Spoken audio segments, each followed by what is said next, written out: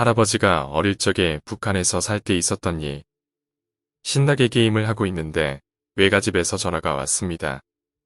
명절인데 들려서 같이 저녁 먹지 않겠냐 하고 전화가 왔어요. 게임을 좋아하는 저로서는 안 가고 집에 있겠다라고 하겠지만 저희 외할아버지는 언제나 손자와 손녀들을 보면 신사임당님 3장 이상씩은 손에 쥐어주어야 직성이 풀리시는 그런 분이세요. 그러니 안 갈 수 없죠. 가서 사촌들을 만나 인사하고 횟집에 가서 처음으로 보거요리도 먹어보고 그러다 시간이 늦으니 외갓집에서 자고 가라고 하시더라고요. 오빠와 아버지는 직장인이시지만 두 분 다 샌드위치 휴가를 얻으셔서 그날 하루 자고 왔습니다. 어른들은 모였으니 정치와 경제 이야기를 하시다 고스톱으로 빠지셨고 사촌들은 가져온 노트북으로 새벽까지 무서운 영화를 다운받아 보고 있었어요. 그러다 할아버지가 저희 방으로 들어오셔서 저희에게 용돈을 주셨죠. 근데 할아버지께서 저희가 보고 있는 공포 영화를 힐끗 보시더니 너희는 저런 게 무서우냐라고 하시더라고요. 당연히 무섭죠. 무서우라고 만든 영화니까요. 근데 할아버지께서 말씀하시길 나는 70평생을 살면서 어렸을 때 있었던 일보다 무서운 일을 겪었던 적이 없었다라고 하셨죠. 영화도 슬슬 질려가고 있던 참이라 간만에 어려진 마음으로 할아버지께 무슨 일이었는지 이야기해달라고 졸랐어요. 그리고 할아버지는 앞에 있는 생과자를 드시면서 이야기를 해주셨어요. 서론이 길었네요. 이건 할아버지께서 10대셨을 때 이야기입니다. 저희 외갓집은 지금 경기도 외곽 지역에 자리 잡고 있지만 원래 할아버지의 고향은 함경북도입니다.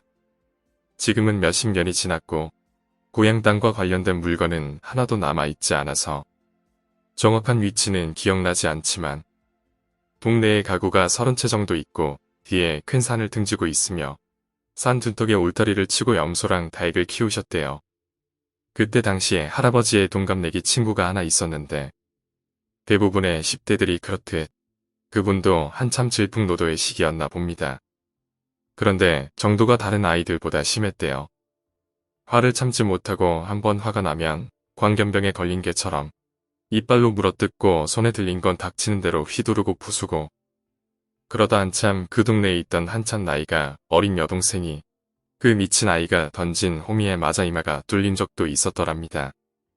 그 미친 아이의 부모님은 동네 사람들만 보면 죄송합니다 하고 허리를 굽히셔야 했고 그 아이가 저지르는 짓은 날로 갈수록 심해져서 주변 사람들도 전부 손을 놔버렸을 정도랍니다.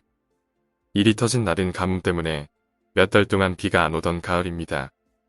그날 미친 아이가 집 옆에서 쥐를 잡아 구워 먹겠다고 나뭇가지를 모아다 불을 붙였는데 하필 불씨가 옆집 울타리로 옮겨 붙었대요. 비가 안 와서 나무고 잡초고 전부 바짝 말라있는 날 바람까지 쌩쌩 불어대니 불은 삽시간에 번지고 그때 당시의 돌로 지은 집이 흔하지도 않을 때라 그대로 불이 번져 집 내채가 홀랑 타버렸다고 합니다. 정작 바람이 부는 방향 때문에 미친 아이의 집은 멀쩡했다고 하고요. 죽은 사람은 없는데 어떤 사람은 화상을 입어서 팔이 쭈글쭈글해지고 어떤 아주머니는 머리카락에 불이 붙어 머리 가죽이 다 타버리고 난리가 났던 거죠. 그 일 때문에 미친 아이의 집은 당장 국내 사람들에게 몰매를 맞고 쫓겨나도 할 말이 없는 판국이었습니다. 그나마 다행인 게 미친 아이의 집에 있는 소 2마리를 각각 한 집에 하나씩 주고 미친 아이의 가족이 살고 있던 집을 또 한 집에 주고 남은 한 집은 동네에서 창고로 쓰던 집이라 대충 흙을 바르고 지붕 얹어서 미친 아이의 가족들이 거기서 살게 되었습니다. 그리고 어느 정도 사건이 마무리됐을 때 미친 아이의 어머니께서 저희 할아버지 집에 찾아오셨대요. 그리고 할아버지의 어머니 앞에 앉아 막걸리를 2~3사발씩 마시면서 아새끼 때문에 못 살겠습니다. 제가 죽어버려야 할 것 같습니다. 하면서 펑펑 우셨다고 합니다. 잠시 후 미친 아이의 아버지도 서둘러 오셔서 여기서 뭘 하는 거냐 집으로 가자 하고 아주머니를 일으켜 세우려는데 아주머니는 안 간다. 여기가 내 집이다. 그냥 이 집에서 쥐새끼로 살고 말지. 그 괴물자식 있는 집으로는 절대 안 간다. 하며 발버둥을 치셨답니다. 아무리 술에 취했다지만 오죽이나 무서웠으면 저런 식으로 말을 했을까 하는 생각이 들었습니다. 아주머니께서 해가 다 넘어갈 때까지 소리를 고래고래 지르며 바닥에 뻗어 있으니 근처에 있던 동네 사람들이 전부 할아버지 집에 모여 혀를 끌끌 차면서도 자식 새끼가 언귀 들린 무당보다 더 지랄을 하는데 저럴 만도 하다라고 하시는 분들도 계셨다고 합니다. 하여간 아주머니가 그렇게 우는 게 너무 안쓰러우셨는지 미친 아이의 아버지는 결국 특단의 조치를 내리셨대요. 그 길로 집으로 쓰는 창고로 들어가 쭈그려 자고 있는 미친 아이를 길바닥에 패드 기쳐 정신을 잃기 직전까지 밟아 두드려 패고 매주를 엮어놨던 밧줄로 손이랑 몸뚱이를 묶어서 산속으로 끌고 들어갔다고 합니다. 그리고 아저씨 혼자 산을 내려오셨대요. 그리고 다음 달 할아버지가 닭 모이를 주려고 산 둔턱에 올라가셨는데 미친 아이가 염소무리들 사이에서 할아버지를 보고 고래고래 소리를 질러대며 뛰쳐나왔다고 합니다. 온몸은 흙이랑 땀으로 범벅이고 여기저기 긁히고 상처 때문에 피딱지가 얹혀서 숨은 헐떡거리고 있었죠. 옷도 다 찢어지고 손톱도 죄다 벗겨진 채로요. 염소 사이에서 저런 게 튀어나오니까 처음엔 염소가 살가죽을 벗고 귀신이 되어서 자기를 죽이려고 쫓아오는 줄 알았대요. 반나절 만에 발견된 미친 아이는 그날 이후로 완전 다른 사람이 됐다고 합니다. 몸을 수그린 채 주춤주춤 다니고 목소리도 모기만해져서는 눈도 못 마주치는 그런 상태가 되었다고 하네요. 그 해가 완전히 지나가고 그 다음해 여름 할아버지가 강가에서 개구리를 잡고 있을 때 미친 아이가 강물에 물수제비를 하는 걸 보고 가서 물어보셨대요.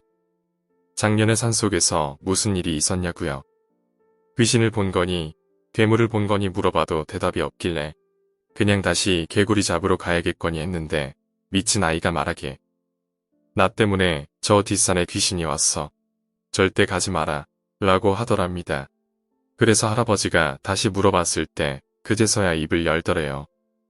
미친 아이가 산속에 끌려 들어간 날 미친 아이의 아버지는 자식을 나무 기둥에 묶어놓고 네 버르장머리가 고쳐질 때까지 여기다 묶어두고 매일 밥이랑 물만 주고 갈 것이다. 짐승 새끼는 짐승처럼 살아라 라고 하며 그대로 산을 내려갔다고 합니다. 가로등은 커녕 전기도 없던 시절에 산속은 코앞에 내 손바닥도 안 보일 정도로 깜깜했겠죠. 처음에는 혼자 소리 지르고 발버둥치고 울다가 지쳐서 뻗어 있는데 귓가에서 나뭇가지 비비는 소리가 들렸대요. 자세히 들어보니까 뭔가가 자기한테 말을 하고 있더랍니다. 아무도 없는 산속에 숨만 쉬고 있자니 목소리가 점점 또렷하게 잘 들리기 시작했는데 엄마가 이제 너 보러 여기 안 온다. 너 여기서 살아야 돼. 그냥 굶어 죽어야 돼. 라고 각작대는 소리로 말하더랍니다. 미친 아이는 무서운 마음에 밧줄을 풀려고 용을 쓰는데 갑자기 목소리가 귀사대기를 후려갈기는 것처럼 커지면서 이 새끼야 내가 너 보러 왔다고 했잖아. 고기 어딨어? 라고 했대요. 그러다 갑자기 옆에 있는 나뭇가지가 뚝 꺾어지면서 얼굴을 척척 긁더랍니다. 바람이 불어서 그런 건지 아니면 누가 손에 쥐고 얼굴에 비벼댄 건지 늦가을에 이파리 하나 없이 바싹 마른 나뭇가지에 얼굴이 피떡이 될 때까지 긁혔대요. 그만하라고 소리를 지르면서 몸을 발버둥치는데 나뭇가지가 떨어져 나가면서 또 목소리가 들렸답니다. 고기 냄새가 난다라고 말이죠. 마을 사람들이 너 뒤졌다고 고기 굽는 갑다. 아닌가? 너한테서 나는 냄새야. 고기 어딨어 하고 말하는데 지금 옆에 있는 게 뭔진 몰라도 이대로 있다간 뜯어먹힐 거라는 생각을 했대요. 그래서 목 졸려 죽을 각오로 뭉뚱을 묶은 밧줄에 몸을 비비면서 밧줄 매듭이 있는 곳까지 몸을 돌려 이빨로 매듭을 물어 뜯었다고 합니다. 근데 밧줄에서 굉장히 찝찝한 맛이 났대요. 매주를 묶었던 밧줄이라지만 밧줄을 물어 뜯는데 뜨뜻미지근한 게 자꾸 흘러나오더랍니다. 옅은 앞니가 흔들거릴 정도로 씹으니 밧줄이 뚝 하고 끊어졌대요. 그리고 나서 도망을 치려는데 손발이 헛돌아서 제대로 움직이지 않더랍니다. 기다시피 허우적거리며 팔다리를 휘젓는데 앞을 더듬거리니 나무 뿌리가 만져졌대요. 알고 보니 자기가 허우적거린 게 앞으로 가고 있던 게 아니라 계속 땅을 파고 있던 거였대요. 그리고 목소리가 또 들렸답니다. 깊게 파라. 거기가 네가 잘 곳이다. 좀 더 넓게 파라. 같이 자자 하면서 이번엔 사사삭하고 뭔가 다가오는 소리가 들렸대요. 그러다 밧줄이 툭 하고 어깨에 떨어졌는데 밧줄 끝이 입속에 들어왔대요. 뱉으려고 우걱거리다가 입속에서 오독하고 씹혔는데 그 찝찝한 맛이 또 나더랍니다. 거의 구토하다시피 하며 뱉었는데 어디서 장닭이 꼭 끼어하고 우는 소리가 들렸대요. 그래서 미친 아이는 여기서 닭장까지 멀지 않은가 보구나 하고 나무 뿌리에 걸려 구르면서 무작정 산을 내려가는 방향으로 달렸더랍니다. 그때 등 뒤를 뭔가 채찍처럼 철썩하고 후려 갈겼대요. 그리고 뒤에서는 또 이 새끼야 날 그리 물어뜯었으면 네 살가죽도 내놔. 이렇게 말하면서 뭔가 사사사사 쪼든 게 느껴졌답니다. 목에서 피맛이 날 정도로 소리를 지르며 달리다 갑자기 앞으로 벌렁 넘어졌는데 거기가 염소를 키우는 울타리 안쪽이었대요. 염소들이 자다가 큰 소리에 놀라 미친 아이 주변에 모여드는데 미친 아이는 울며 빌며 염소 무리 속으로 기어들어가 쭈그리고 숨었대요. 그러면서 숨을 고르고 있는데 아까의 그 목소리가 또 들리더랍니다. 이 새끼야 내가 발가락만 안 아팠어도 종아리를 물어 뜯을 수 있었는데 라고 하더랍니다. 새벽이 지나가서 하늘이 푸르스름해져 있었는데 동이 틀 때까지 울타리 밖에서 밧줄을 던져 넣으며 울타리 안쪽을 휘젓는 소리가 들렸대요.